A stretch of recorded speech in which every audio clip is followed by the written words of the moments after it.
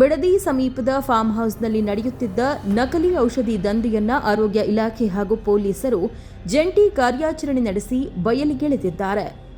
ಯಾವುದೇ ಮಾನ್ಯ ಪರವಾನಗಿ ಇಲ್ಲದೆ ಕಡಿಮೆ ಬೆಲೆಯ ಔಷಧಿಗಳಿಗೆ ಪ್ರತಿಷ್ಠಿತ ಕಂಪನಿಗಳ ನಕಲಿ ಲೇಬಲ್ ಅಂಟಿಸಿ ದುಬಾರಿ ಬೆಲೆಗೆ ಮಾರಾಟ ಮಾಡಲು ಸಿದ್ಧಪಡಿಸುತ್ತಿದ್ದ ಆರೋಪ ಕೇಳಿಬಂದಿದೆ. ಬಿಡದಿ ಸಮೀಪದ ಕುರುಬರಕೇರನಹಳ್ಳಿ ಗ್ರಾಮದ ಫಾರ್ಮ್ ಹೌಸ್ನಲ್ಲಿ ಈ ಅಕ್ರಮ ಚಟುವಟಿಕೆ ನಡೆಯುತ್ತಿತ್ತು ಎನ್ನಲಾಗಿದೆ. ಸ್ಥಳೀಯ ಬೀಟ್ ಪೊಲೀಸರಿಗೆ ದೊರೆತ ಮಾಹಿತಿಯ ಆಧಾರದ ಮೇಲೆ ರಾಮನಗರ ಎಸ್ಪಿ ಹಾಗೂ ಆಹಾರ ಸುರಕ್ಷತಾ ಅಧಿಕಾರಿಗಳ ನೇತೃತ್ವದಲ್ಲಿ 30ಕ್ಕೂ ಹೆಚ್ಚು ಅಧಿಕಾರಿಗಳು ದಾಳಿ ನಡೆಸಿದ್ದಾರೆ. ದಾಳಿ ವೇಳೆ ಸುಮಾರು 5 ಕೋಟಿ ಮೌಲ್ಯದ ಔಷಧಿಗಳು, ನಕಲಿ ಲೇಬಲ್ಗಳು, ಅವಧಿ ಮುಗಿದ ಔಷಧಿಗಳು, ಖಾಲಿ ಬಾಟಲ್ಗಳು ಹಾಗೂ ಮರು ಪ್ಯಾಕಿಂಗ್ಗೆ ಬಳಸುತ್ತಿದ್ದ ವಸ್ತುಗಳನ್ನು ವಶಕ್ಕೆ ಪಡೆಯಲಾಗಿದೆ. ದೊಡ್ಡ ದೊಡ್ಡ ಕಂಪನಿ ಬರ್ತದೆ, ಸ್ವಂತ ಕಂಪನಿದು ಪ್ರೊಡಕ್ಷನ್ ಬರ್ತದೆ, ಅಲ್ಲೇ ಕೂಡ ಸ್ಯಾಂಪಲ್ ಡ್ರಾ ಮಾಡ್ತಾರೆ. ಸರ್, ಈಗ ಈ ಕಂಪನೀಸ್ಗೆ ಇನ್ಫಾರ್ಮ್ ಮಾಡಿ ಅವರನ್ನ ಆಕ್ಷನ್ಸ್ ಅಥವಾ ಅವ್ರ ಜೊತೆ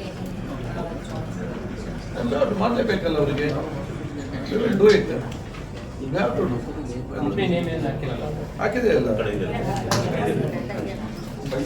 ಅಲ್ಲಿ ಮ್ಯಾನುಫ್ಯಾಕ್ಚರಿಂಗ್ ಡೂಪ್ಲಿಕೇಟ್ ಮ್ಯಾನುಫ್ಯಾಕ್ಚರ್ ಕಂಪನಿ ಹೆಸರಿಲ್ಲ, ಇಲ್ಲಿ ಏನೋ ಲೇಬಲ್ ಮಾಡಿದ್ದಾರೆ ಅದಿದೆ. ಮತ್ತೆ ನೋಡಿ ಇಂಜೆಕ್ಷನ್ ಈ ಬ್ರ್ಯಾಂಡ್ ಯಾವುದು ಸಾರ್ವಜನಿಕ ಆಸ್ಪತ್ರೆಗಳಿಗೆ ನಾವು ತೆಗೆದುಕೊಂಡು ನಮ್ಮ ಡ್ರಗ್ ಡಿಪಾರ್ಟ್ಮೆಂಟ್ ಇಂದ ಯಾವುದೇ ನಾವು ಯಾವ್ದಾದ್ರು ಈ ಬ್ರ್ಯಾಂಡ್ ಇಲ್ಲ, ಯಾವುದೇ ಮೆಡಿಕಲ್ ಎಜುಕೇಶನ್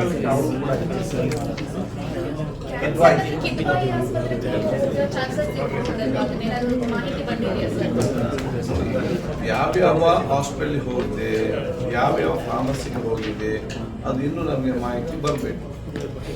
ನಾನು ಇಲ್ಲಿ ಏನೋ ಒಂದು ಹೇಳಿ ಬಿಟ್ಟರೆ ನನ್ನ ಮೇಲೆ ಕೆಲಸ ಹಾಕಿದ್ರೆ ಬಂದವರು ಇರ್ತದಲ್ಲ, ಅವರಿಗೆ ನೋಡ್ಬೇಕಲ್ಲ.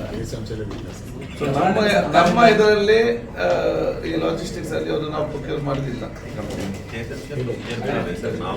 SIT ರಚನೆಗೆ ಒತ್ತಾಯ ಮಾಡ್ತಾರೆ, ಹಾಗೆ ಅಲ್ಲ, ಹಾಗೆ ನಾನು ಹೇಳಿದ್ದೇನೆ ಹೋಮ್ ಮಿನಿಸ್ಟರ್ ಚರ್ಚೆ ಮಾಡ್ತೇನೆ ಬೆಳಿಗ್ಗೆ.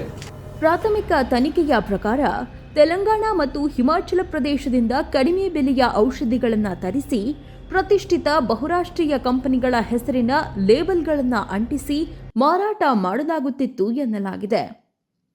600 ಮೌಲ್ಯದ ಔಷಧಿಗೆ 6,000 ಮೌಲ್ಯದ ಔಷಧಿಯ ಲೇಬಲ್ ಅಂಟಿಸಿ ಮಾರಾಟ ಮಾಡುತ್ತಿದ್ದ ಜಾಲದ ಬಗ್ಗೆ ಅಧಿಕಾರಿಗಳು ತನಿಖೆ ನಡೆಸುತ್ತಿದ್ದಾರೆ. ಕಳೆದ 1 ವರ್ಷದಿಂದ ಈ ದಂಧೆ ನಡೆಯುತ್ತಿತ್ತು ಎಂಬ ಮಾಹಿತಿ ಅಧಿಕಾರಿಗಳಿಗೆ ಲಭ್ಯವಾಗಿದ್ದು, ಇದರ ಹಿಂದೆ ಅಂತಾರಾಜ್ಯ ಜಾಲವಿದೆಯೇ ಎಂಬ ಬಗ್ಗೆಯೂ ತನಿಖೆ ಮುಂದುವರೆದಿದೆ.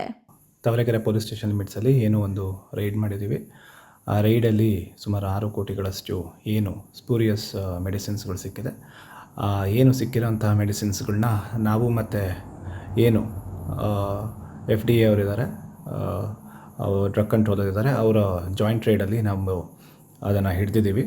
ಏನು ನಮ್ಮ ಬೀಟ್ ಕಾನ್ಸ್ಟೇಬಲ್ ಅವ್ರಿಗೆ ಮಾಹಿತಿ ಇತ್ತು, ಆ ಮಾಹಿತಿ ಮೇರೆಗೆ ನಾವು ಫಸ್ಟ್ ದಾಳಿ ಮಾಡಿದ್ವಿ. ನಂತರದಲ್ಲಿ ಇದು ಆಲ್ಮೋಸ್ಟ್ ಎಲ್ಲ ಮೆಡಿಸಿನ್ಸ್ ಇದ್ದಿದ್ದರಿಂದ ನಾವು ಡ್ರಗ್ ಕಂಟ್ರೋಲರ್ಗೆ ಮಾಹಿತಿ ಕೊಟ್ವಿ. ಅವರು ಸ್ಥಳಕ್ಕೆ ಬಂದು ಪರಿಶೀಲನೆ ಮಾಡಿದ ನಂತರದಲ್ಲಿ ಇದು ಒಂದು ಸ್ಪೂರಿಯಸ್ ಮೆಡಿಸಿನ್ಸ್ ಅಂತ ಅವ್ರ ಮೇಲ್ನೋಟಕ್ಕೆ ಹೇಳಿದ್ದಾರೆ. ಅವನ್ನೆಲ್ಲ ಸೀಸ್ ಮಾಡ್ಕೊಂಡಿದ್ದೀವಿ. ಫರ್ದರ್ ತನಿಖೆಯನ್ನು ನಾವು ಮುಂದುವರಿಸಿದ್ದೀವಿ.